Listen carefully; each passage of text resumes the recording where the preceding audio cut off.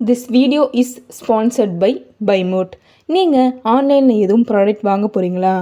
இந்த பைமோட் ஆப்பை யூஸ் பண்ணி உங்களுக்கான ப்ராடக்டை ஆன்லைனில் ஆர்டர் பண்ணி வாங்கிக்கோங்க.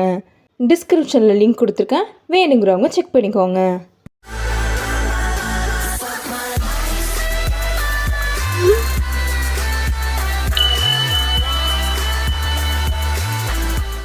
ஒரு காட்சிற்குள் யானை கூட்டங்கள் சந்தோஷமாக வாழ்ந்து வந்தனர். அந்த யானை கூட்டங்கள் எப்பொழுதும் ஒன்றாகவே தான் இருக்குமாம். அன்று ஒரு நாள் அந்த யானை கூட்டங்கள் இரையை தேடி ஒரு காடு விட்டு அடுத்த காடிற்கு நடந்து கொண்டிருந்தனர். நடக்கும் பாதையில்தான் ஒரு எலி கூட்டம் வசித்து வந்தது. இந்த யானை கூட்டங்கள் காடு விட்டு காடு மாறும் பொழுது ஒரு சில எலிகள் யானையில் பாதங்களில் மிதிப்பட்டு இறந்து போய்விடுகின்றனர். இதனால் அனைத்து எலியும் ஒன்றாக சேர்ந்து எலியின் ராஜாவிடம் போய் கூறுகிறது, ஐயா, இங்கு யானை கூட்டங்கள் இரை தேடி வரும் பொழுது நமது எலிகள் யானையின் பாதங்களில் மிதிப்பட்டு அநியாயமாக இறந்து போகிறது. அதனால் இதற்கு நீங்கள் ஏதாவது ஒரு முடிவு எடுத்து யானையிடம் போய் பேசுங்கள் என்று கூறியது. அதனால் அந்த ராஜா எலியும் யானை கூட்டங்களை நோக்கி சென்றது.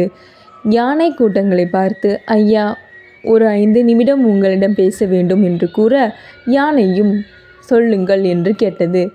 உடனே எலி, ஐயா, நீங்கள் இரை தேடி காடு விட்டு காடு வரும் பொழுது எங்கள் கூட்டத்தார்கள் உங்கள் பாதங்களில் மிதிப்பட்டு இறந்து போகின்றனர். அதனால் நீங்கள் உங்கள் பாதையை மாற்றிக்கொண்டால் எங்களது எலி கூட்டம் செழிப்பாக வாழும் என்று கூறியது. அதற்கு யானையும், சரி, நாங்கள் இனிமேல் இந்த பாதையில் வராமல் வேறொரு பாதையில் செல்கிறோம் என்று கூறியது. உடனே ராஜா எலியும், மிகவும் நன்றி ஐயா, நாங்கள் வெறும் எளிதானே என்று எண்ணாமல் எங்களுக்காக உங்கள் பாதையை மாற்றியதற்கு. இதற்கு கைமாறாக எங்களால் முடிந்த பொழுது உங்களுக்கு கண்டிப்பாக உதவுகிறோம் என்று கூறிவிட்டு எலி கூட்டம் அங்கிருந்து கலைந்தது.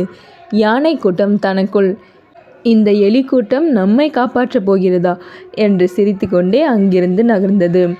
அதேபோல் அன்று ஒரு நாள் யானை கூட்டங்கள் இரையை தேடி செல்லும்போது வேடன்கள் பொறியில் சிக்கிக்கொண்ட யானைகள் சத்தமிட ஆரம்பிக்க அந்த சத்தம் எலி கூட்டத்திற்கு கேட்டுவிட்டது.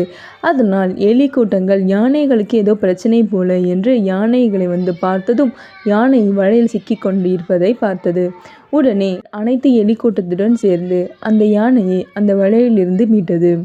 இந்த கதையின் மூலம் நீங்கள் அறிந்து கொள்ள வேண்டியது, உருவத்தை வைத்து யாரையும் எடை போடக்கூடாது.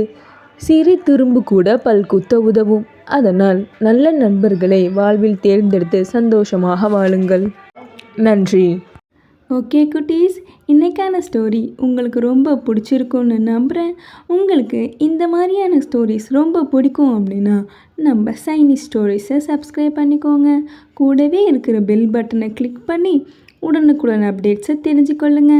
ஓகே குட்டீஸ், பாய். நெக்ஸ்ட் வீடியோவில் சந்திக்கலாம்.